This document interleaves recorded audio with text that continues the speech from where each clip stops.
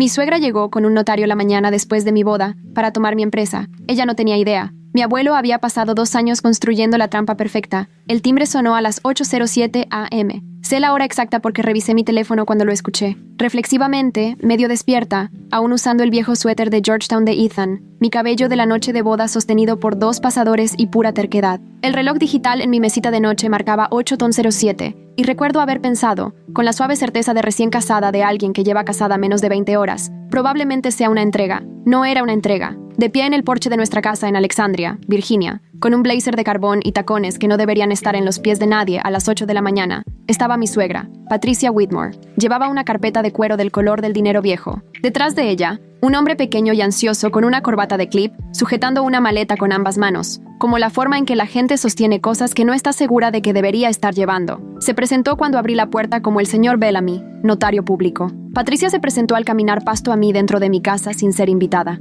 «Buenos días, Claire», dijo, dejando la carpeta sobre nuestra mesa del comedor, con la eficiencia rápida de alguien que había estado ensayando este momento mucho más tiempo del que yo había estado de pie en mi propia puerta. «Tenemos algunos asuntos que manejar». Me quedé en mi umbral con una mano todavía en la manija de la puerta y sentí algo frío moverse a través de mí. No pánico, no aún, pero el reconocimiento celular específico de que algo había salido muy mal de una manera que aún no habías mapeado del todo. Tenía 29 años, 11 meses divorciada de mi primera relación y acababa de casarme con Ethan Whitmore en una ceremonia tan hermosa que 3 invitados distintos me dijeron después que fue la mejor boda a la que habían asistido. Había rosas blancas, luz de velas y un cuarteto de cuerdas. Ethan había llorado cuando me vio al final del pasillo. Genuinamente, abiertamente, el tipo de llanto que hace que la gente a tu alrededor también llore porque no puede ser fingido. Y ahora su madre estaba en mi comedor con un notario, una carpeta de cuero y una agenda. Tuve 17 segundos de no saber qué había en esa carpeta. Luego descubrí, y todo lo que mi abuelo me había advertido,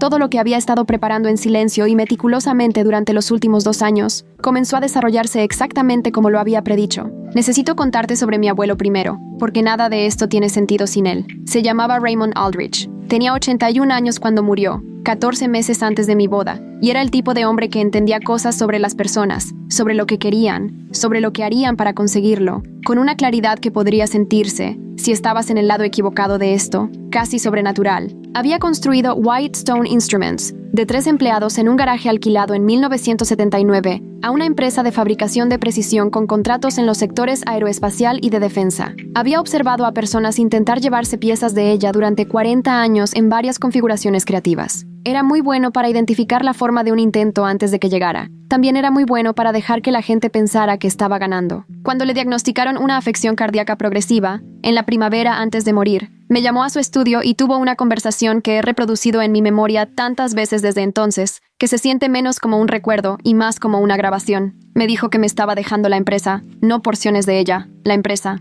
A través de un fideicomiso estructurado por su abogado, Arthur Harlan de Harlan y asociados en Bethesda, Maryland, con 22 años de práctica en derecho de sucesiones y fideicomisos, Whitestone Instruments pasaría a mí en su totalidad en la fecha de su muerte, mantenida a mi nombre únicamente a través de un vehículo diseñado con considerable destreza legal para ser difícil de impugnar, transferir o tocar sin mi consentimiento explícito y documentado. Me dijo que no se lo dijera a nadie, ni amigos, ni colegas, ni parejas románticas. ¿Por qué?, pregunté. Me miró por un largo momento. Tenía ojos azules, muy pálidos, y la particular claridad en ellos de un hombre que había pasado décadas viendo a través de las cosas, porque el dinero no te muestra quiénes son las personas. Dijo que te muestra quiénes se convierten cuando creen que pueden obtener algo. Pensé que estaba siendo filosófico. Pensé que era la sabiduría de un anciano que había visto demasiadas disputas comerciales complicadas y estaba extrapolando demasiado. Estaba equivocada. Era preciso. Dijo una cosa más antes de que me fuera ese día, y quiero recordar exactamente sus palabras porque me las he dicho muchas veces desde entonces. Dijo, si alguien viene por lo que te estoy dejando y alguien lo hará,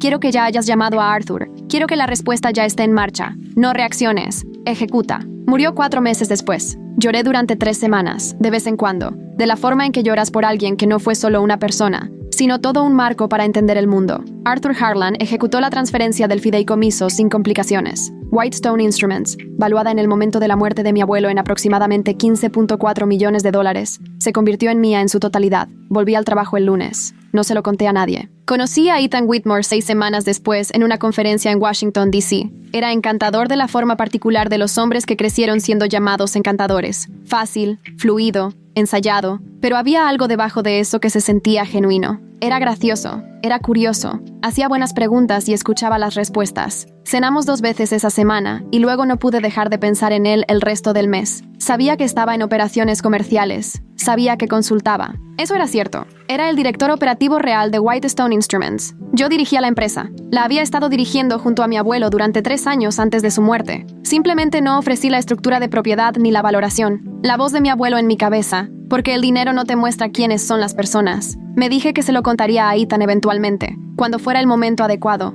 cuando estuviera segura. No estaba segura, no porque no lo amara, lo hacía, o porque creyera que lo hacía, lo cual es su propio tipo de aterrador en retrospectiva, pero porque mi abuelo había colocado algo en mí, una semilla de cuidadosa vigilancia, y cada vez que me preparaba para tener la conversación, algo en mí se quedaba quieto y en silencio, y pensaba, aún no. Se comprometió después de 14 meses. Estábamos en Roma en la terraza de un restaurante sobre el Tíber, y estaba genuinamente nervioso, temblando un poco, tropezando un poco con las palabras, y dije que sí porque en ese momento no podía imaginar ninguna versión de mi vida que tuviera más sentido que esta. Aún no le había contado sobre la empresa. Me había dicho que lo haría antes de la boda. Me quedé sin tiempo. Aquí está lo que había pasado por alto, en las semanas previas a la ceremonia. Cosas pequeñas, fáciles de racionalizar. El tipo de cosas que se sienten como nada hasta que son todo. En febrero, 2 meses antes de la boda, volví a casa de una visita al sitio y encontré a Ethan en mi oficina en casa. Estaba en mi escritorio. Cuando entré, cerró la laptop, mi laptop personal,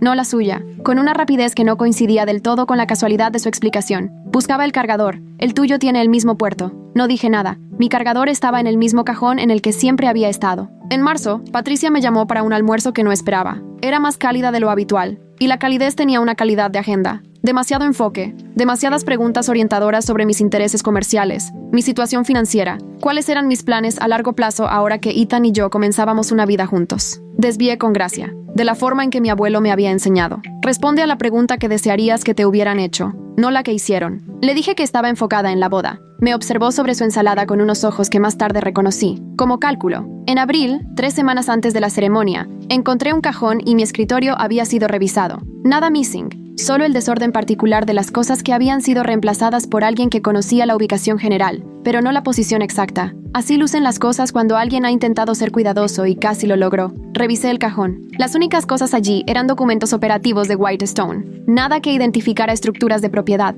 nada revelador, pero documentos que nombraban la empresa. Me dije que estaba siendo paranoica, que Ethan no haría esto, que estaba importando el escepticismo de mi abuelo en alguien que no lo merecía. Me convencí de esto lo suficiente como para casi creerlo. Luego ocurrió la boda y fue hermosa. Ethan lloró. Y a las 8:07 a.m. de la mañana siguiente, Patricia Whitmore estaba en mi comedor con un notario. Abrió la carpeta sobre mi mesa con la deliberación tranquila de alguien que había estado esperando esto. Ethan había bajado las escaleras en los 5 minutos que me tomó cerrar la puerta y procesar lo que estaba sucediendo. Llevaba jeans y no camiseta, el cabello aún desarreglado, y su rostro, cuando vio a su madre y al notario y la carpeta abierta, tenía una calidad específica de confusión que registré en algún lugar por debajo del pensamiento, como una vibración a través del suelo. Mamá se veía genuinamente confundido, o estaba actuando confusión. No sabía aún. ¿Qué haces aquí? No lo miró. Su enfoque estaba en mí, fijo y agradablemente ordenado. La manera en que un depredador organiza su rostro. Estoy aquí para proteger a mi hijo, dijo. Es responsabilidad de una madre. Volvió la carpeta hacia mí. Dentro había un documento impreso en papel legal pesado. Mi nombre ya escrito en los campos relevantes y debajo de él. Tuve que leer esto 2 veces. El nombre de Ethan, firmando como cogestor. Un acuerdo de transferencia de propiedad. Específicamente, una transferencia de todas y cada una de las entidades comerciales, mantenidas a mi nombre, individualmente, o a través de un fideicomiso, a una LLC recién formada, que sería administrada por una junta, que incluía a Patricia Whitmore, Ethan Whitmore, y 2 personas que nunca había oído nombrar. Mi nombre estaba en la línea de transferencia. La línea de mi firma tenía una pequeña flecha adhesiva en ella, del tipo que usan los notarios, apuntando al espacio en blanco con una alegre urgencia naranja que era casi graciosa dadas las circunstancias. El matrimonio es una asociación, dijo Patricia. Ahora que eres parte de esta familia, tus activos deben ser administrados apropiadamente. Profesionalmente, Ethan supervisará las operaciones. Te beneficiarás, por supuesto. Miré el documento. Miré al notario, que tenía la expresión de un hombre que lamentaba profundamente haber aceptado esa tarea en particular. Miré a Ethan. ¿Qué es esto?,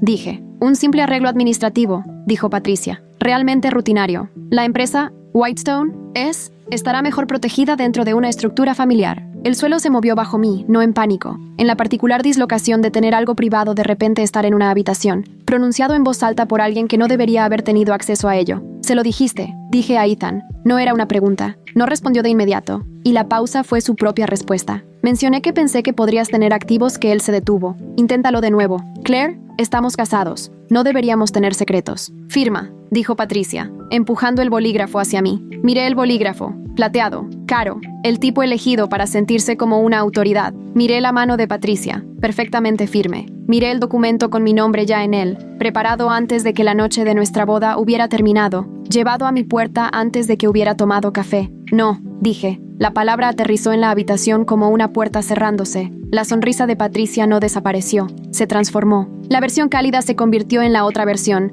y la otra versión era considerablemente más aguda. ¿Disculpa? No, volví a decir. No voy a firmar eso. Te casaste con mi hijo bajo falsos pretextos, dijo, ocultando activos significativos. Eso es una representación material errónea con implicaciones legales. Me reí. No pude evitarlo. Un sonido seco, único, no humorístico exactamente, pero genuino. Me casé con tu hijo, no con tu estructura de fideicomiso, no con tu LLC, no con lo que planeaste antes del desayuno. El notario, el señor Bellamy, aclaró su garganta con cuidado. Debería señalar, como cuestión de obligación profesional, que ninguna parte puede ser obligada a firmar ningún documento. Mi presencia aquí es solo para fines de autenticación, y no puedo ser silencioso. Patricia dijo. Él se quedó en silencio. Miré la mesa. Había un segundo documento debajo del primero, que no había visto antes. Levanté el acuerdo de transferencia de propiedad un poco, un acuerdo postnupcial, y detrás de eso, una carpeta manila con mi nombre en la pestaña, y dentro impreso en papel simple, lo que parecía ser un informe de investigación privada, resúmenes bancarios, archivos de registro comercial, registros públicos que alguien había reunido con precisión profesional. Habían contratado a alguien para investigarme antes de la boda. Ethan miraba al suelo. ¿Cuándo empezaste a investigar sobre mí? Le pregunté en voz baja. No respondió. Ethan, ¿cuándo? 6 meses atrás, dijo. Su voz era muy pequeña. Encontré algunos documentos en tu escritorio. No entendí lo que significaban. Le dije a mamá que pensé que podrías tener intereses comerciales que no habías mencionado. Ella dijo que deberíamos saber en qué nos estábamos casando. Hay oraciones que cambian la forma de las cosas de manera permanente, que reescriben el pasado en tiempo real, recontextualizan cada conversación, cada momento, cada instancia de calidez o atención o aparente autenticidad. ¿En qué nos estábamos casando? Era una de esas oraciones. Convertía 14 meses de lo que había creído que era una historia de amor en un tipo diferente de historia por completo. Sentí que algo se asentaba en mi pecho, frío. Claro, cierto. Aún no era duelo. Eso vendría después, en privado. En este momento, estaba pasando algo más. Se estaba iniciando una secuencia que había diseñado mi abuelo, y Arthur Harlan había estructurado, y había pasado los últimos 14 meses, aparentemente, preparándome para ello. Caminé hacia la cocina, tomé mi teléfono, llamé a Arthur Harlan. Arthur Harlan, socio principal de Harlan y Asociados, había sido el abogado de mi abuelo durante 27 años. Tenía 64, medido en su habla y absolutamente desmedido en su competencia, con la autoridad específica de un hombre que había visto cada variedad de maniobra relacionada con activos, y no se había aburrido con ninguna de ellas. Cuando le dije 6 meses después de la muerte de mi abuelo que estaba en una relación seria, tuvo una sola pregunta. ¿Sabe él sobre el fideicomiso? Dije que no. Hubo una pausa. Manténlo así, dijo Arthur, hasta que estés segura. Y si alguna vez no estás segura, llámame. Mi abuelo le había dado a Arthur instrucciones específicas antes de morir. No solo los protocolos de administración de fideicomisos estándar, esos estaban en orden, sino un conjunto suplementario de medidas de contingencia, documentadas y mantenidas en custodia, que Arthur estaba autorizado a implementar si y cuando surgiera un conjunto específico de circunstancias. Mi abuelo había descrito esas circunstancias con una precisión que, de pie en mi cocina la mañana después de mi boda, encontré casi aterradora en su exactitud. Vendrán, había escrito, vendrán temprano, antes de que hayas tenido tiempo de prepararte. Vendrán con documentos y una reclamación de autoridad familiar. Esperarán que estés sorprendida y sola. No estarás sorprendida y no estarás sola. Señor Harlan, dije. Cuando respondió al segundo timbre, ya estaba en su escritorio. Arthur Harlan siempre estaba ya en su escritorio. Está sucediendo, exactamente como lo predijo, un breve silencio. ¿Cuántas personas hay en la habitación? 3. Patricia Whitmore, mi esposo. Un notario llamado Bellamy. ¿Documentos? Acuerdo de transferencia de propiedad postnupcial. Un informe de PEI. ¿Están firmados los documentos? No. Bien. No firmes nada. No dejes la propiedad. Dame 45 minutos. Llegó en 38 en un SUV negro con otros 2 vehículos detrás de él. El segundo vehículo llevaba a Margaret Chen, CFO de Whitestone, que había estado con la empresa durante 11 años y tenía la particular compostura de alguien que ha manejado profesionalmente la complejidad financiera durante más de una década. El tercer vehículo llevaba a un hombre llamado David Okafor, un ex fiscal federal del Departamento de Justicia, actualmente en la práctica privada, a quien Arthur había contratado 18 meses atrás a petición específica de mi abuelo. No sabía sobre David Okafor. Mi abuelo había organizado esa parte de la respuesta sin decírmelo. Creo que lo hizo porque sabía que me sentiría más segura sin saberlo, que el conocimiento cambiaría la forma en que me movía a través de los 14 meses previos a esa mañana, haría que actuara con seguridad en lugar de habitarla. Cuando vi 3 vehículos llegar a mi casa, algo agudo se notó en mi esternón. La compostura de Patricia, cuando Arthur entró por la puerta, se mantuvo durante aproximadamente 90 segundos. Sabía quién era. Sabía lo que significaba su presencia. Había hecho su investigación. Era una mujer meticulosa. Le daré eso. Y entendía que Arthur Harlan, al entrar a una habitación, significaba que lo que ella había planeado ya estaba en una situación más complicada de lo que había anticipado. Este es un asunto familiar, dijo, colocándose en el centro de mi comedor como si la geografía fuera un argumento legal. Ya no, dijo Arthur. No elevó la voz. Nunca elevaba la voz. Colocó su propia maleta sobre la mesa, negra, desgastada, del tipo que se ha abierto en muchas habitaciones, y miró a Patricia con la paciencia de alguien que tiene todo el tiempo del mundo y lo sabe. David Okafor estaba detrás de él, revisando los documentos que Patricia había traído. Tenía un cuaderno amarillo y un bolígrafo, y estaba tomando notas con una eficiencia que tenía una calidad de inevitabilidad. Margaret Chen se sentó a la mesa y abrió su computadora portátil. Ethan, que había estado de pie cerca de la pared en una postura que deterioraba progresivamente desde que Arthur llegó, dijo: «Claire, esto es demasiado. Este es nuestro hogar. No puedes simplemente, en realidad puedo», dije. «Este es mi hogar. A mi nombre». Algo que probablemente debería haber dicho más claramente antes. Él se estremeció. Arthur presentó a Patricia un documento, un resumen del fideicomiso de Whitestone Instruments, su formación, sus disposiciones y las cláusulas específicas que hacían que el acuerdo de transferencia de propiedad que ella había traído no solo fuera legalmente inejecutable, sino potencialmente demandable, como fraude documental coercitivo. «Estás intentando», dijo Arthur, con el mismo tono tranquilo que podría usar para describir el clima, obligar a mi cliente a transferir activos protegidos a través de una combinación de presión conyugal y urgencia legal manufacturada. El documento que has presentado fue preparado sin la divulgación adecuada. Contiene representaciones sobre las obligaciones de mi cliente, que no tienen base en la Ley de Propiedad Marital de Virginia, y fue llevado a su puerta dentro de las 20 horas posteriores a su matrimonio, que cualquier tribunal reconocerá como un tiempo diseñado para explotar su confianza y la presión social de un vínculo familiar recién formado. El abogado de Patricia había traído el suyo. Más tarde descubriría un hombre llamado Gregory Shore, que tenía el aspecto de alguien acostumbrado a ganar a través de la escritura agresiva de cartas. Estaba al teléfono en una esquina de la habitación, hablando en una voz baja, cada vez más tensa. Además, continuó Arthur, señalando a David Okafor, el señor Okafor ha identificado en tus documentos 3 cláusulas separadas que tergiversan el estado legal de los activos del fideicomiso en Virginia. La utilización de un documento que contiene representaciones conocidas erróneas para obtener una firma constituye fraude por inducción. Además, el archivo de investigación privada sobre mi cliente, realizado sin su conocimiento o consentimiento, y utilizado aquí como palanca implícita, plantea preocupaciones separadas bajo los estatutos federales de privacidad a los que el señor Okafor se encuentra mejor posicionado para referirse. David Okafor levantó la vista del cuaderno. Necesitaré copias de todos los documentos, incluido el archivo de la PI. Si fue encargado por un abogado, necesitaremos establecer si la investigación cruzó alguna línea estatutaria. Dijo esto al abogado de Patricia, no a Patricia, lo cual fue una precisión que aprecié. Margaret Chen dijo en voz baja en el silencio: «Para el registro, a partir de este trimestre, Whitestone Instruments está valorada en aproximadamente $22.3 millones.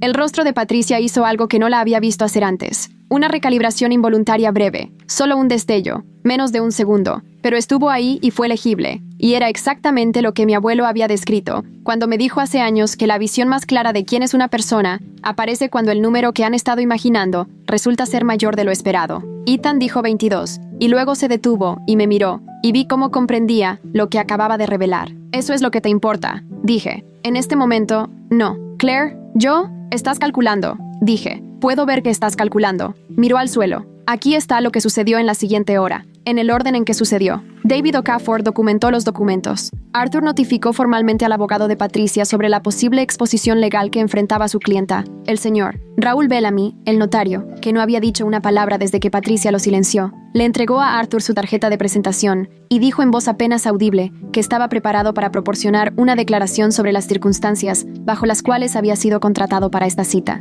y luego recogió su maleta y se fue, con la velocidad cuidadosa de un hombre que se estaba extrayendo de una situación con la que no deseaba ninguna asociación profesional. Patricia intentó 4 enfoques más. Citó la angustia emocional de Ethan. Citó mi ocultamiento de activos como una forma de fraude conyugal. Sugirió que las familias razonables resolvían estas cosas en privado. Finalmente, dijo que mi abuelo había sido un hombre controlador que me había aislado de relaciones saludables, que fue el momento en que dejé de estar compuesta. Mi abuelo, dije, es la única persona en esta habitación que realmente me protegió. Todo lo que hizo, lo hizo porque vio algo como esto venir. Y tenía razón. Estaba completamente en lo cierto. La mandíbula de Patricia se tensó. Pasó su último año, continué, asegurándose de que cuando esto sucediera, cuando alguien viniera con documentos y un bolígrafo plateado y una historia sobre la familia, ya tuviera personas en su lugar. Porque entendió algo sobre el mundo que solo ahora estoy comprendiendo plenamente. Que las personas que dicen amarte por quien eres, a veces significan que te aman por lo que tienes. Y las dos cosas pueden verse idénticas justo hasta la mañana después de tu boda.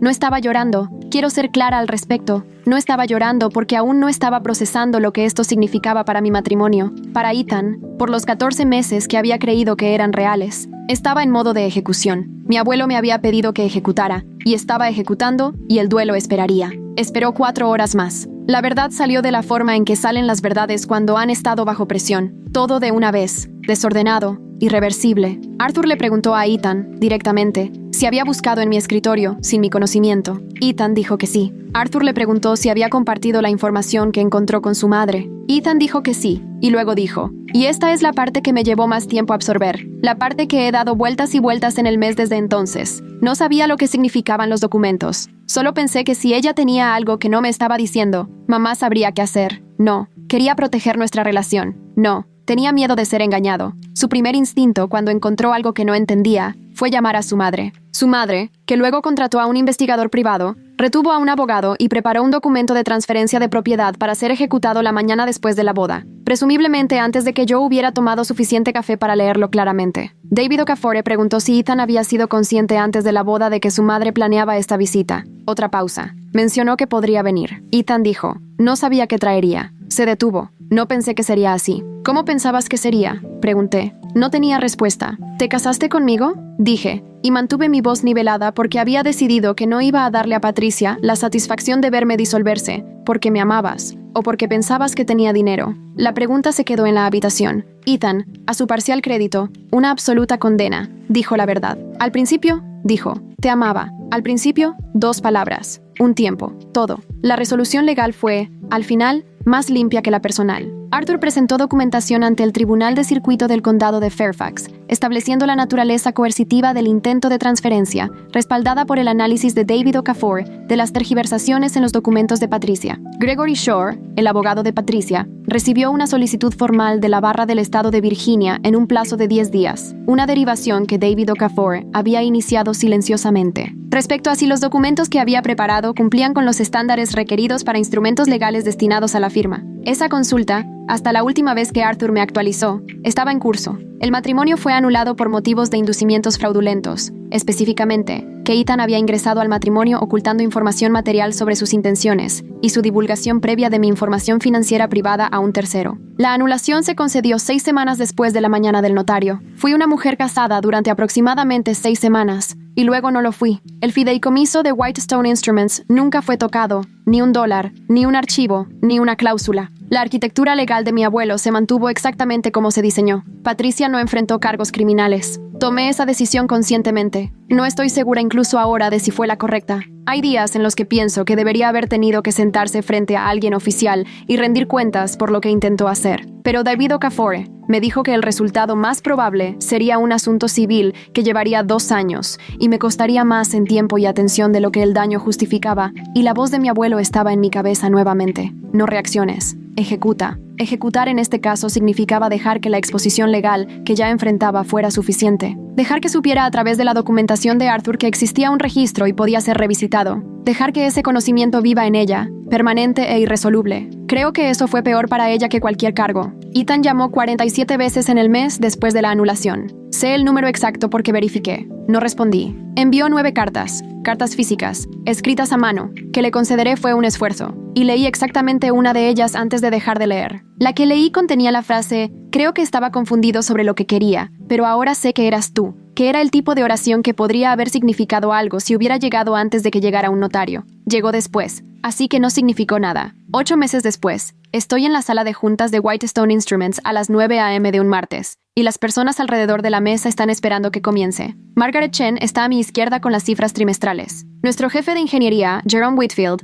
está presentando la nueva propuesta de contrato de defensa. Hay otras 6 personas que han trabajado para esta empresa, algunas de ellas más tiempo del que he vivido, y me están esperando con la particular atención de profesionales que respetan a la persona que están esperando. Tengo 30 años. Soy la dueña de esta empresa. La poseo porque mi abuelo la construyó y me la dejó, y pasó el último año de su vida asegurándose de que nadie pudiera quitármela en un momento de sorpresa, y bolígrafos plateados y timbres a las 8 a.m. Hay una foto de nuestra boda en mi apartamento que no he tirado, que supongo dice algo sobre mí. Ethan ha sido editado, una eliminación digital, limpia y precisa, y en su lugar, solo queda el espacio donde estaba. El fondo de rosas blancas y luz de velas, y yo en el centro, con un vestido en el que era objetivamente hermosa, y la expresión en mi rostro en esa fotografía es lo que me sorprende cada vez que la miro. Me veo tranquila, no feliz de la forma en que se realiza, no compuesta de la manera controlada. Tranquila de la manera en que te ves cuando estás completamente dentro de tu propia vida, sin disculpas, sin ocultamiento, sin el zumbido constante y bajo de un secreto que llevas, y aún no has decidido qué hacer con él. Mi abuelo me dijo que el dinero revela a las personas. Tenía razón, reveló a Patricia, reveló a Ethan, y me reveló a mí. Lo que reveló sobre mí fue esto. Soy capaz de más autocontrol y más acción decisiva de lo que sabía. Soy capaz de ejecutar bajo presión. Soy capaz de llorar en privado y trabajar en público y contener ambas cosas sin que una colapse a la otra. Y soy capaz de estar en una sala de juntas a los 30 años, mirando a las personas que están esperando que comience, y comenzando. No necesito proteger nada más. No necesito esconderme. Simplemente estoy aquí en la habitación que mi abuelo construyó y me dejó, y confío en que dirigiera. Y nadie en ella tiene un bolígrafo plateado, y nadie está esperando mi firma en nada excepto los documentos que siempre fueron legítimamente míos para firmar. Abro la carpeta frente a mí. Digo, empecemos, y lo hacemos.